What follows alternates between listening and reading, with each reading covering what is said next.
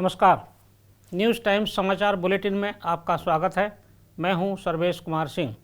समाचार बुलेटिन में सबसे पहले हेडलाइंस। मुख्यमंत्री योगी आदित्यनाथ ने गिनाई उपलब्धियां। सरकार के 4 साल पूरे होने पर जारी की विकास पुस्तिका। बेंगलुरु में राष्ट्रीय स्वयंसेवक संघ की प्रतिनिधि सभा की बैठक शुरू। मोहन भागवत और भैयाजी जोशी ने किया उद्घाटन। देश भर में कोरोना के 39,670 नए मामले। 28 नवंबर के बाद पहली बार मिले इतने केस। थल सेनाध्यक्ष जनरल नरवाने पहुंचे सीतापुर। परमवीर चक्र विजेता कैप्टन मनोज पांडे की मूर्ति का किया अनावरण। यमुना एक्सप्रेस वे पर भीषण हादसा। मिनी ट्रक से टकराई कार, 4 लोगों की गई जान। बदाऊं में आग का गोला बनी बोलेरो। मुरादाबाद फर्रुखाबाद हाईवे पर हुआ हादसा। यूपी में प्रॉपर्टी खरीदने वालों को नहीं ठग पाएंगे अब बिल्डर। देरा करने जा रहा है विशेष व्यवस्था। इंग्लैंड के खिलाफ भारत की वनडे टीम की घोषणा। कुणाल पांड्या, प्रसिद्धि कृष्णा और मोहम्मद सिराज नए चेहरे। अब समाचार विस्तार से। मुख्यमंत्री योगी आदित्यनाथ ने उत्तर प्रदेश सरकार के 4 वर्ष पूरे होने पर लखनऊ में समारोह की शुरुआत की। इस अवसर पर प्रेस कॉन्फ्रेंस को संबोधित करते हुए सीएम ने कहा कि पिछले 4 वर्षों में उत्तर प्रदेश देश में विकास इंजन के रूप में उभरा है। यूपी देश की दूसरी सबसे बड़ी अर्थव्यवस्था है। प्रदेश में उद्योगों के लिए माहौल बनाया गया। प्रदेश को अब तक 3 लाख करोड़ से अधिक का निवेश हासिल हुआ है। यूपी में प्रति व्यक्ति आय दोगुनी हो गई है। 4 साल पहले तक बीमारू कहा जाने वाला उत्तर प्रदेश अब विकास प्रदेश बन गया है। 4 वर्ष में 40 लाख परिवारों को आवास मिले हैं। मुख्यमंत्री ने कहा कि कोरोना पर हमने जिस तरह जीत हासिल की है उसकी विश्व स्वास्थ्य संगठन तक ने सराहना की है। खाद्यान्न उत्पादन में भी प्रदेश ने बेहतर प्रदर्शन किया है। किसानों को रिकॉर्ड भुगतान किया गया है। प्रदेश में डकैती, दुष्कर्म तथा भ्रष्टाचार में भारी कमी आई है। सभी पर्व शांति के साथ संपन्न हुए हैं। कहीं कोई दंगा नहीं हुआ है। मुख्यमंत्री ने कहा कि गाँवों को सड़कों से जोड़ा गया है। ग्रामीण क्षेत्रों में 18 घंटे बिजली दी जा रही है। मुख्यमंत्री ने इस अवसर पर विकास पुस्तिका का भी विमोचन किया। उप मुख्यमंत्री केशव प्रसाद मौर्य, डॉक्टर दिनेश चंद्र शर्मा और भाजपा के प्रदेश अध्यक्ष स्वतंत्र देव सिंह भी समारोह में मौजूद रहे। राष्ट्रीय स्वयंसेवक संघ की प्रतिनिधि सभा की 2 दिवसीय बैठक बेंगलुरु में आज शुरू हुई। बैठक का उद्घाटन सरसंघ चालक डॉक्टर मोहन भागवत और सरकारवा भैयाजी जोशी ने दीप प्रज्वलित कर किया। कोरोना के कारण इस बार बैठक में 1500 की जगह 450 प्रतिनिधि ही भाग ले रहे हैं। बैठक शुरू होने के बाद सहसरकारवा मनमोहन वैद्य ने पत्रकारों से बातचीत करते हुए कहा कि कोरोना के कारण लॉकडाउन और राम मंदिर निधि समर्पण अभियान के समय जनता का जबरदस्त उत्साह देखने को मिला। उसके लिए हर इस बैठक में अभिनंदन प्रस्ताव पारित किए जाएंगे। मनमोहन वैद्य ने कहा कि संघ की बैठक में राजनीतिक निर्णय नहीं लिए जाते हैं। विधानसभा चुनावों को लेकर इस बैठक में कोई चर्चा नहीं होगी। बैठक में शनिवार को नए सरकारवाह का चुनाव किया जाएगा। उसके बाद नए सरकारवाह अपनी नई कार्यकारिणी की भी घोषणा करेंगे।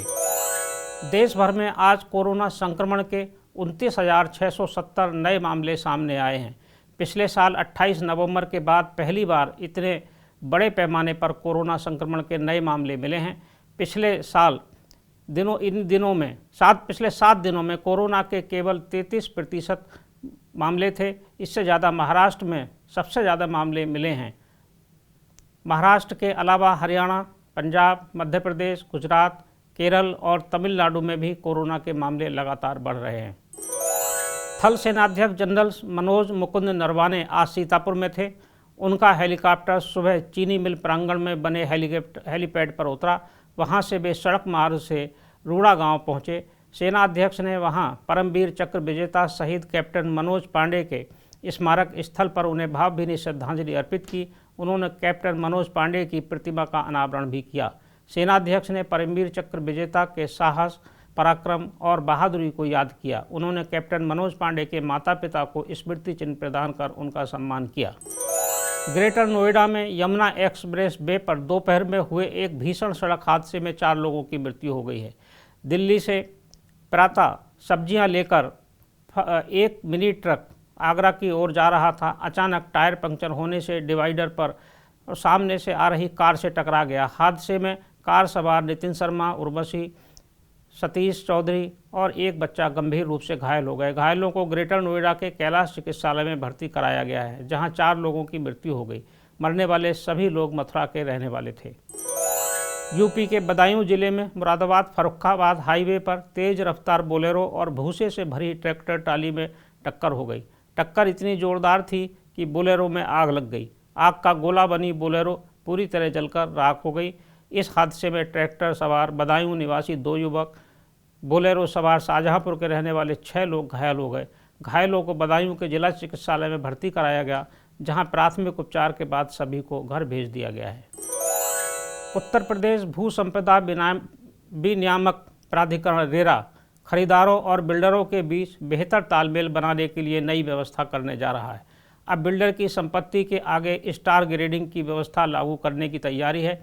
बिल्डर अपनी संपत्ति में क्या सुविधाएं दे रहा है, समय समय पर उसमें क्या सुधार किया गया है, इसकी हर 6 माह में रिपोर्ट बिल्डर को भरनी होगी। संपत्ति खरीदने वाला इसे परखने और देखने के बाद भी प्राप्त कर सकेगा। रेरा ने मसौदा शासन को मंजूरी के लिए भेजा है। शासन से जल्द ही मसौदा स्वीकृत होने की संभावना है।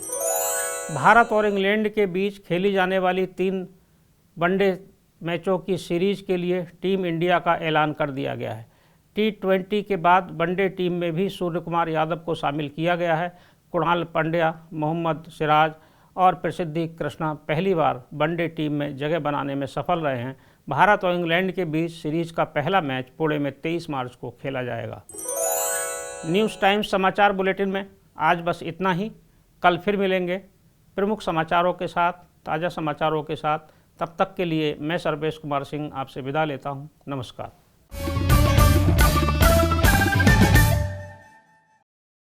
सब्सक्राइब करें हमारे YouTube चैनल को और हर अपडेट पाने के लिए बेल आइकन को दबाएं।